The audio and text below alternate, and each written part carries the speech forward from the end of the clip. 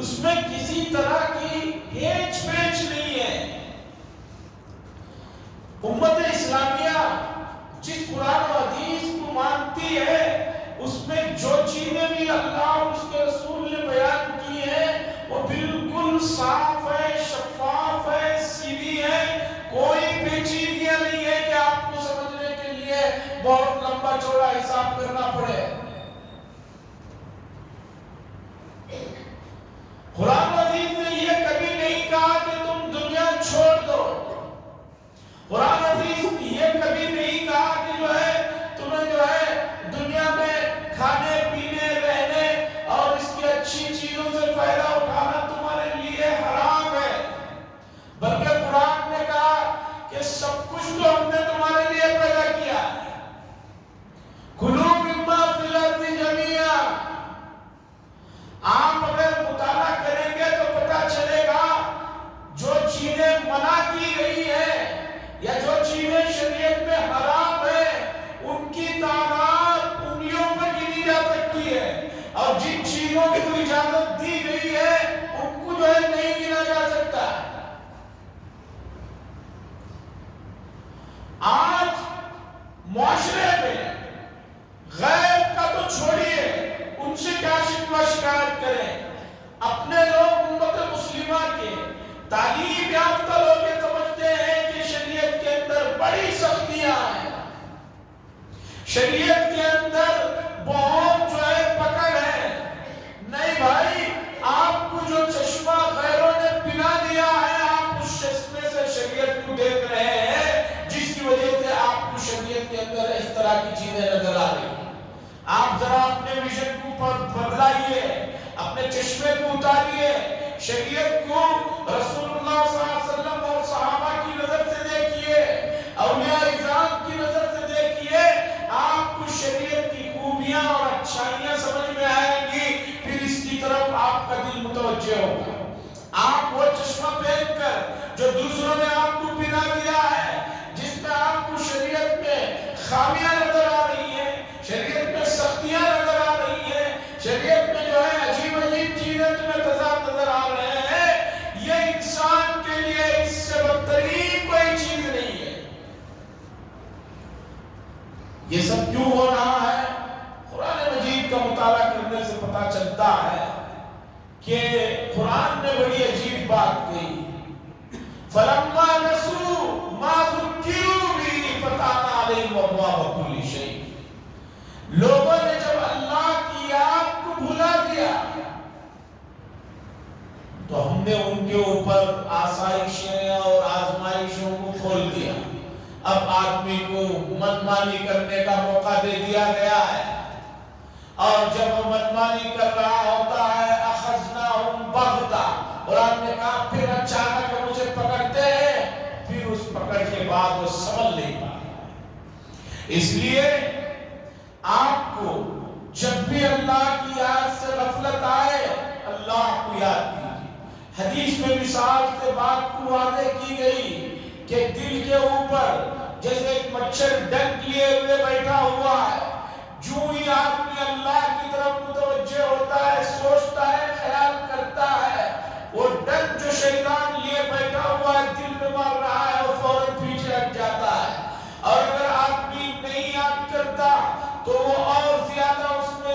اثر ڈالنا شروع کر دیتا ہے، اتنا اثر ڈال دیتا ہے کہ ایک زمانہ آتا ہے کہ آدمی کو اللہ کے نام سے وحشت ہونے لگتی ہے۔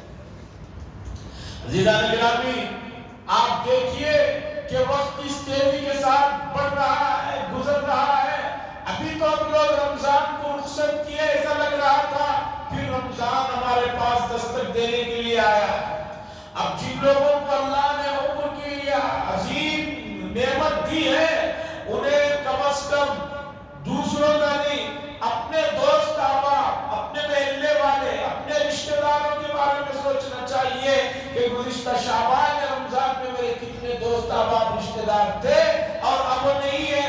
پھر اس کے بعد توڑ آ گیا، اور یہ غور کیجیے کہ جو لوگ انتقال ہوئے ہیں کیا وہ لوگ میری عمر کے تھے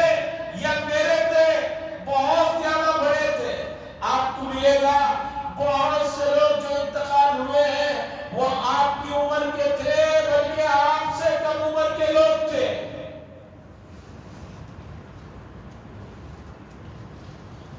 بعد ایک اسٹیپ آپ آگے سوچئے کہ ان کو جو بیماری وغیرہ عارض لاحق ہوئی، وہ بیماری کیسے اچانک آ گئی، جبکہ وہ صحت کے اصولوں کے سلسلے میں آپ سے زیادہ احتیاط کرنے والے تھے، آپ سے زیادہ پھونک پھونک کر قدم رکھنے والے تھے، آپ سے زیادہ جو ہے حساس تھے۔ اتنا سب کچھ ہونے کے باوجود وہ ہمارے درمیان میں اب نہیں ہے، تو اس بات کی کیا گارنٹی کہ میں اور آپ جو ہے یہاں ہمیشہ رہنے کے لیے آئے ہوئے ہیں؟ کوئی اس دنیا میں ہمیشہ رہنے کے لیے نہیں آیا ہے، اس لیے جب تک صحت کی دولت ہے، اپنی اس دولت سے اپنی گزری ہوئی زندگیوں کی غلطیاں اور کوتاہیوں پر معافی مانگے اور اللہ سے مانگے کہ اللہ بقیہ جو زندگی رکھی ہے اس زندگی میں اس طرح کی بھول چوک ہونے سے میری حفاظت فرما، اس لیے کہ اللہ ہی کی ذات ہے جو یہ بڑا کام کر سکتی ہے، اور اللہ کرتے ہیں ان لوگوں کا یہ کام جو اس سے مانگتے ہیں، اس کی طرف متوجہ ہوتے ہیں۔ ادعونی استجب لکم، اللہ کہہ رہے مجھ سے مانگو، نحن اقرب الیہ من حبل الورید، میں شہرک سے زیادہ قریب ہوں، اور حدیث قدسی میں اللہ نے فرمایا انا عند ظنی عبدی بھی، میں بندے کے گمان کے قریب ہوں۔ وہ جو سوچتا ہے جس کا پتہ بازو بیٹھنے والے کو بھی نہیں ہوتا، میں اس سے بھی زیادہ اس کے قریب ہوں۔ عزیزان گرامی، وقت تیزی سے گزر رہا ہے اور ہم لوگ جو ہے ہر دن جو ہے اپنے اصل وعدے کی طرف یعنی موت کی طرف بڑھتے جا رہے ہیں۔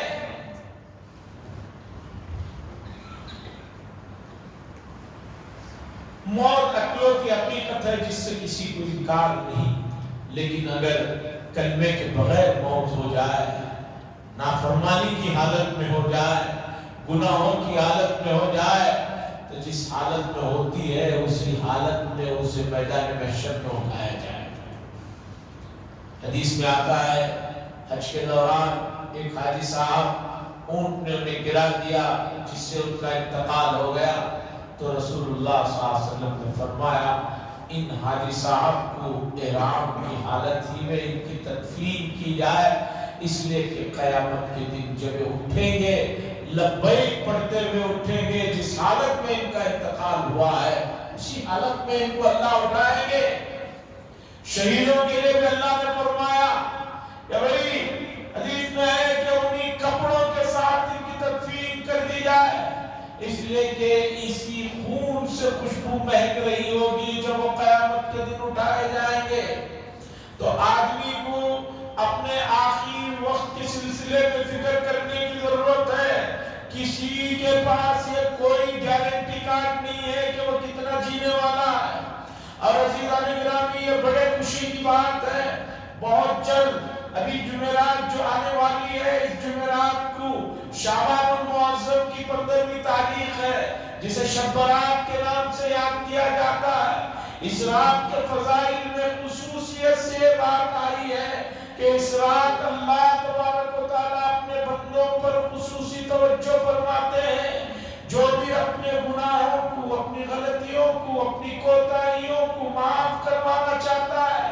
اور آنے والی زندگی میں اچھی زندگی کے خواہش مند ہے، اللہ کے نبی صلی اللہ علیہ وسلم نے فرمایا یہ رات میں اسے اللہ کی طرف متوجہ ہونے کی ضرورت ہے۔ ان راتوں کی قیمتوں کو سمجھیے۔ آج جو ہے سوشل میڈیا کے فتنے نے امت کو جو تھوڑے بہت بھی اللہ کی طرف متوجہ ہوتے تھے ان کو دور کر دیا ہے۔ اب لوگ جو ہے کہہ رہے ہیں بھئی کوئی مسئلہ نہیں ہے،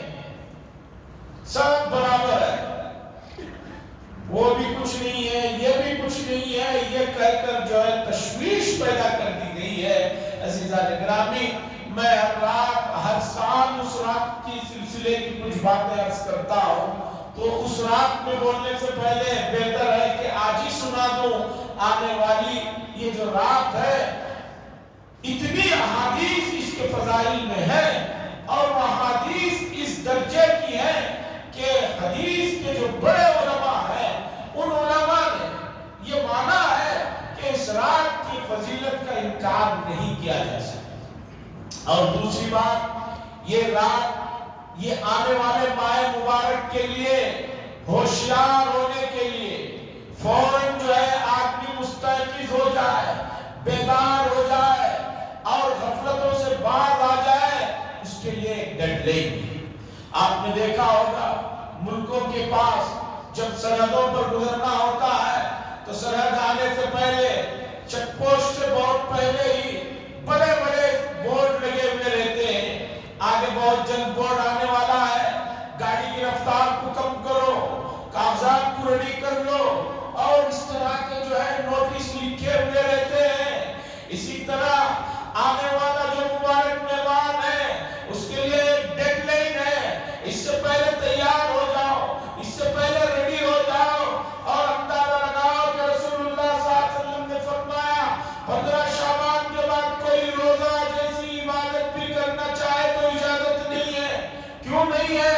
اس لیے کہ 15 شعبان کے بعد اگر وہ روزے رکھے گا تو ماہ مبارک میں کہیں کمزوری نہ آ جائے، کہیں سست نہ ہو جائے، کہیں ڈھیلا نہ پڑ جائے، کہیں جو ہے طبیعت میں اکتاہٹ نہ آ جائے۔ یہ دراصل آنے والے مہینے کی لاسٹ 15 ڈیز میں اور زیادہ تیاری کا حکم دیا گیا ہے، اور ہر سال بڑے دکھ کے ساتھ، بڑے افسوس اور رنج کے ساتھ کہنا پڑتا ہے امت پورے عالم میں مسائل سے گزر رہی ہے، اس کے باوجود جو ہے اللہ کی طرف متوجہ ہونے کے لیے تیار نہیں۔ ماہ مبارک ہو یا کوئی اور محترم دن ہو، امت مسلمہ کے وہ لوگ جو اپنی طاقت میں، اپنی جوانی میں، اپنے پیسے پر اترا رہے ہیں، ان کو اللہ اور اس کے رسول کی باتوں کی کوئی اہمیت نہیں رہ گئی ہے۔ رمضان آ رہا ہے، جا رہا ہے، جمعہ آ رہی ہے، جا رہی ہے، ان کے کانوں پر کوئی جو نہیں رہتی ہے۔ یہ اللہ سے مسلسل بے رخی، یہ بغاوت، یہ نافرمانی صرف آپ کو نہیں پوری انسانیت کے لیے خطرہ ہے۔ اس لیے امت کا ہر فرد اپنے دوست احباب، اپنے متعلقین کے متعلق جواب دہ ہے۔ آپ جیسے اسے کوئی غلط کام کرنے سے روکتے ہیں، جس کی مصیبت سب پر آتی ہے، اسی طرح ہر گھر کے آدمی کی ذمہ داری ہے کہ وہ اللہ کی نافرمانی کرنے سے اپنے ماتحتوں کو روکے اور ان کو جو ہے اللہ کی طرف متوجہ کرے۔ عزیزان گرامی، اللہ تعالیٰ آزمائش کر رہے ہیں۔ آزمائش کا یہ دور بڑا اہم دور ہوتا ہے، اس میں سنبھلنے کی ضرورت ہے، سدھرنے کی ضرورت ہے، اور آزمائش کے لیے جو اشارے قرآن و حدیث میں اللہ نے بیان کیے وہ عالم میں ظہور پذیر ہو رہے ہیں۔ ان سے بیدار ہو جائیے،